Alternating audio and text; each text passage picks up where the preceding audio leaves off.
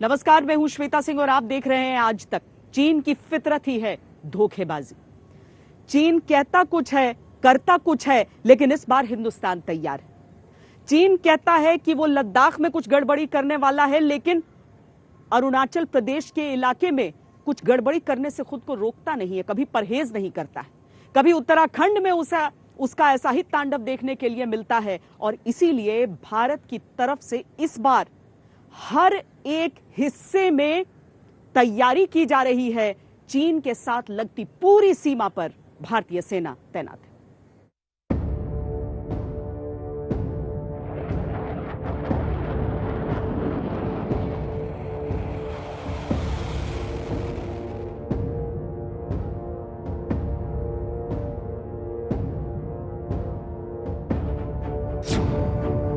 लद्दाख के बाद अब हिमाचल प्रदेश, उत्तराखंड, सिक्किम, अरुणाचल प्रदेश।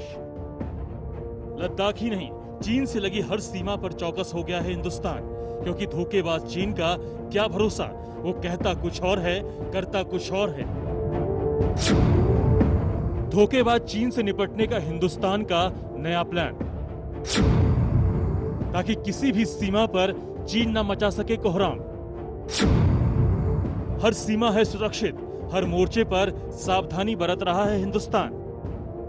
चीन का इतिहास भी उसकी धोखेबाजी का गवाह है, तो उसका भूगोल भी। पड़ोसियों के मानचित्र पर इंच इंच कर बढ़ती उसकी चालबाजी के चरित्र से भारत अच्छी तरह वाकिफ है।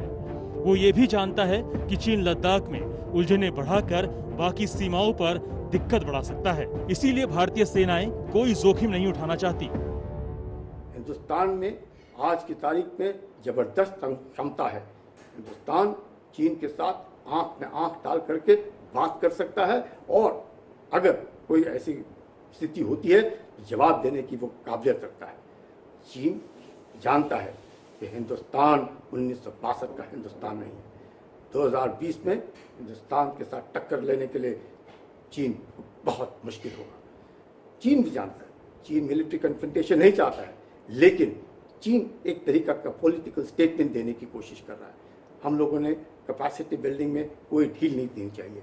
लद्दाख से अरुणाचल तक हम लोगों ने अपनी जो कैपेसिटी बिल्डिंग है और अपनी जो क्षमता है उसको पूरा तैयार रहना है। No complacency, stand firm, strike hard. 5 मई से चीन की सेना ने लद्दाख में LAC के आसपास डेरा डाल रखा है। पेंगोंग लेक, गलवां घाटी और हॉट स्प्रिंग इलाके में भारत चीन की हर चाल का जवाब दे रहा है।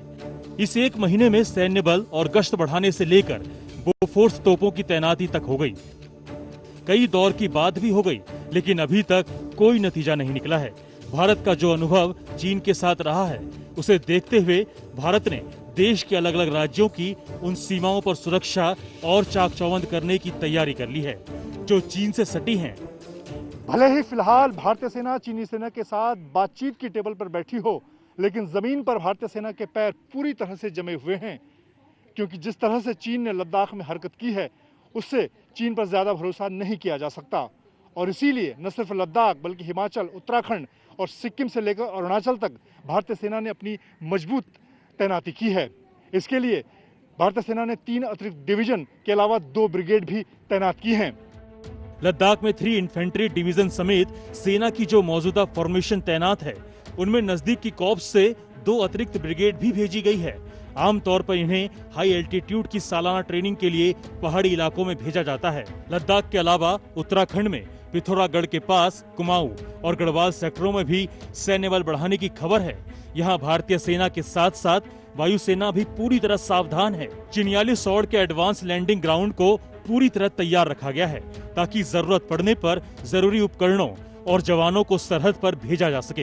वायु सीमा के लिहाज से ये इलाका वैसे भी खासा संवेदनशील है। चीन यहाँ से कुछ ही दूर बने बालाहोटी के इर्द गिर्द चौपर्स तक उड़ाता रहा है। गढ़वाल सेक्टर से 30 किलोमीटर दूर चीन अपना मिलिट्री बेस भी बना चुका है।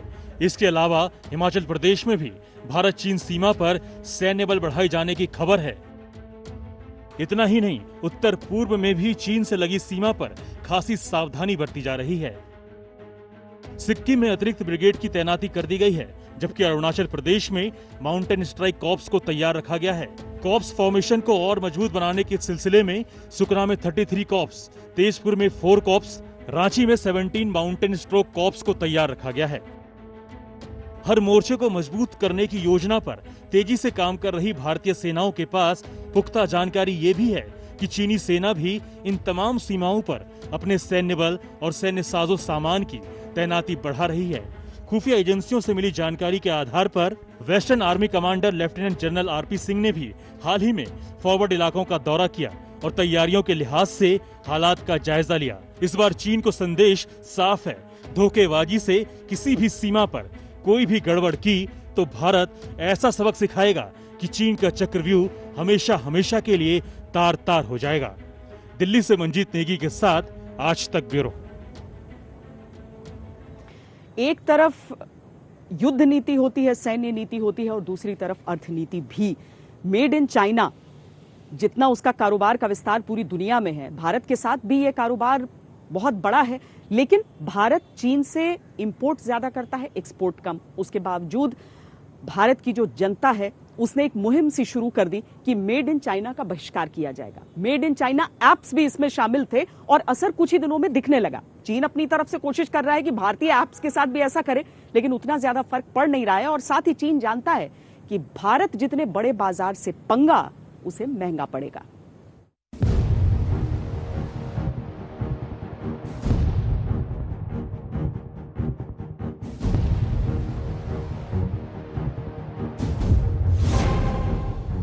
चीन लगाए बैठा था घात, और जब नहीं बनी बात तो चीन ने बदल दी चाल। LAC यानी भारत चीन लाइन ऑफ एक्चुअल कंट्रोल पर हर दिन मानो शतरंज का खेल चल रहा है। शय और मात की चक्कर में चीन के कई मोहरे पिट रहे हैं, मगर हर दिन नए तरीके से मोहरे बिछाए जा रहे हैं। कभी तोप, कभी फाइटर एयरक्राफ्ट, कभी हजारों हजार सैनिकों का जमावड़ा, कभी आगे कभी पीछे, कभी दाएं मोड़ कभी बाएं मोड़ करते करते चीन आखिरकार मुड़ने लगा है अपनी मूल जगह, यानी व्यापार और व्यवसाय की जगह। जानते हैं क्यों? क्योंकि उसे लगा कि बिलियन लोगों का बाजार बंदर घुड़की देने में हाथ से खिसक जाएगा। तो ये बहुत अच्छी खबर है। इसका ये मतलब है कि हमारी जो दवा है वो असर कर रही है। आप लोग जो इतने बड़े संख्या में अपने ऐप्स अनइंस्टॉल कर रहे हैं, सामान को बहिष्कार करने का कॉल दे रहे हैं पूरे देश में।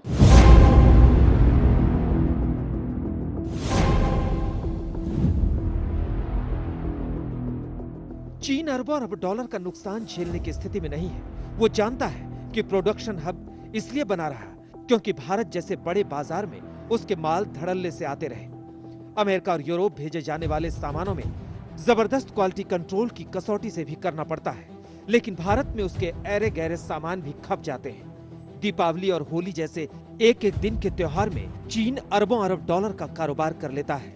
दिवाली की लड़ियां आपके घर जली तो जली, वरना आपकी किस्मत। चीन के सामानों की कोई गारंटी नहीं। बताइए जरा, बिना गारंटी के एक बड़े बाजार में इतना माल भूसे की तरह भरने की आजादी उसे और कहां मिलती? और जब भारत में मुहिम शुरू हो गई कि चीन के सामानों का बहिष्कार करो, तो उसके वहशीपन की हवा निकलने लगी। आज वो अमूल के ऐड को ट्विटर पर सस्पेंड कराने से लेकर और भारतीय सॉफ्टवेयर निर्माताओं को प्ले स्टोर में रोकने की कोशिश कर रहा है, लेकिन वो जानता है कि ज्वालामुखी अभी सुलगा भर है। लावा उगलने लगा तो चीन के पूते की बात नहीं कि वो उसे रोक ले। इसका असर हो रहा है चीन पर, जिससे कि वो मजबूर होकर ट्विटर पर दबाव डाल रहा है, गूगल प्ले स्टोर पर दबाव डाल रहा है कि वो इन चीजों को दबाए। तो ये इसका एक ही मतलब मैं समझता हूं कि हमारी दवा का असर कर रहा है। तो लगे रहिए, आपका काम बहुत आगे तक जा रहा है।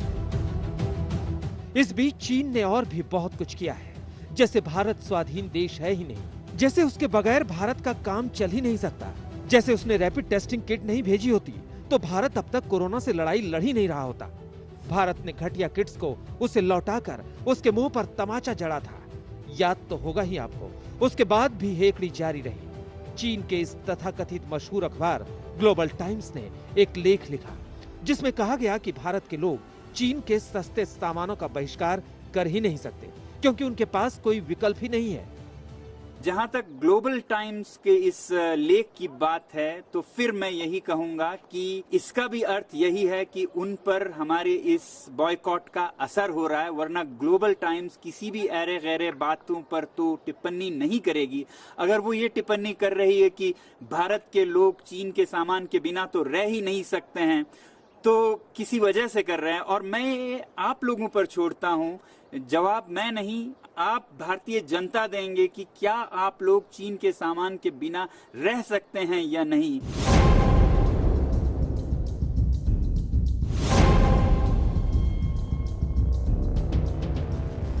कहने को अखबार ने बड़ी तफ्तीश की, भारत के लोगों की चीन के सामानों की लत का मनोवैज्ञानिक और आर्थिक पहलुओं को सामने लाने का दावा किया, जैसे वो चीन के लोगों को मुतमिन करना चाहता हो कि घबराओ मत, कुछ नहीं होगा।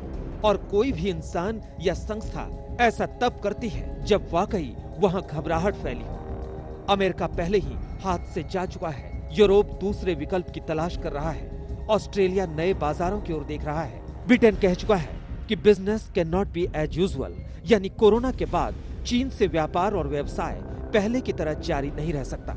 और सीमा पर बेवजह सीना ठोकने की चीन की गलती से भारत भी हाथ से गया तो समझिए गया चीन काम से।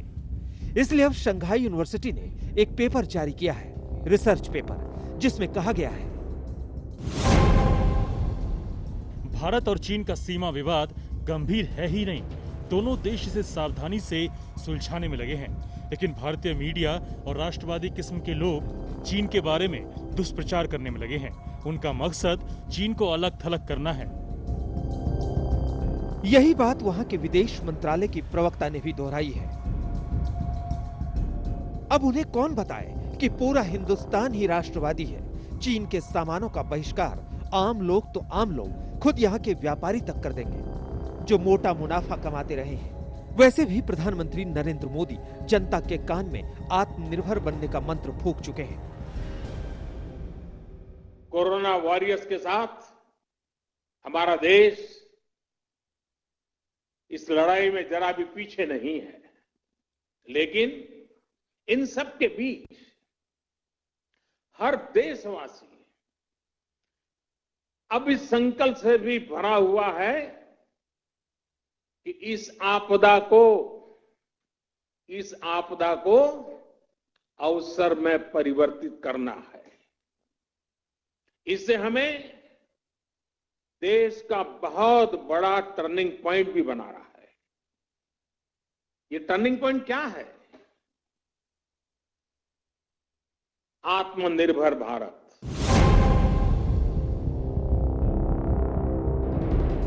भारत WTO के कायदे कानूनों में जकड़ा हुआ है। सरकार सीधे तौर पर चीन से आयात रोक नहीं सकती, न ही जनता को कह सकती है कि चीनी सामानों का बहिष्कार कर दो। मगर बिना कहे ही देश के प्रधानमंत्री और कई बड़े मंत्री जनता तक संदेश भेज चुके हैं। ये अलग बात है कि चीन तक ये संदेश जरा देर से पहुंचा है। उसका मूड चकल्लस का था, जो अब चूर चूर हो रहा है, क्योंकि वो मजबूर हो रहा है। आज तक ब्यूरो। चीन को समझना बहुत मुश्किल होता है, लेकिन चीन को समझना जरूरी है।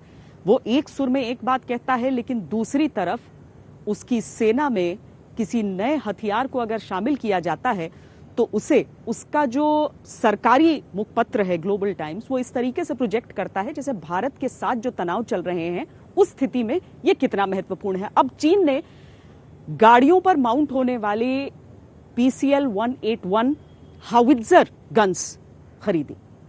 अब जब ये बनकर तैयार हुई हैं तो चीन इतरा रहा है कि सीमा पर उसकी ताकत का कोई सानी ही नहीं है, लेकिन हकीकत इससे जरा सा अलग है। अभ्यास में जुटी चीन की नई जंगी तोप होवित्जर। चीन के उत्तरी पश्चिमी छोर पर हो रहा है अभ्यास।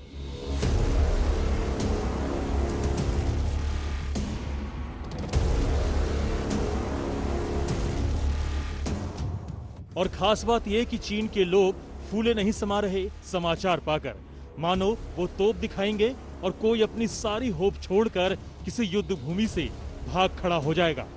खैर छोड़िए, डिटेल बताते हैं। दर्जन भर से ज्यादा PLC 181 होवित्जर तोप को चीन की 75वीं बटालियन में शामिल किया गया है।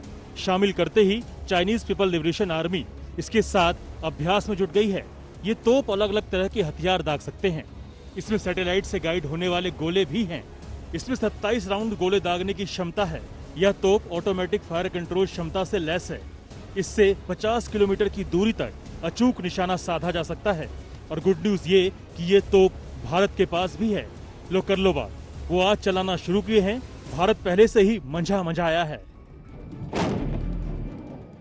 गीदड़ भभकी ही होती है। चीन अपनी तरफ से चाहे कितने भी वीडियो रिलीज कर ले, चाहे कितनी भी खबरें प्लांट कर दे कि वो किस हथियार का परीक्षण कर रहा है, लेकिन सीधी सी बात यह है कि उसे उसके इस्तेमाल का अनुभव आखिर कितना है। यही बात इस मामले भी सामने आ रही है, क्योंकि ये बात अमेरिका या रूस की नहीं, ये बात चीन की है, जिसके खाने के दांत और दिखाने के और हैं।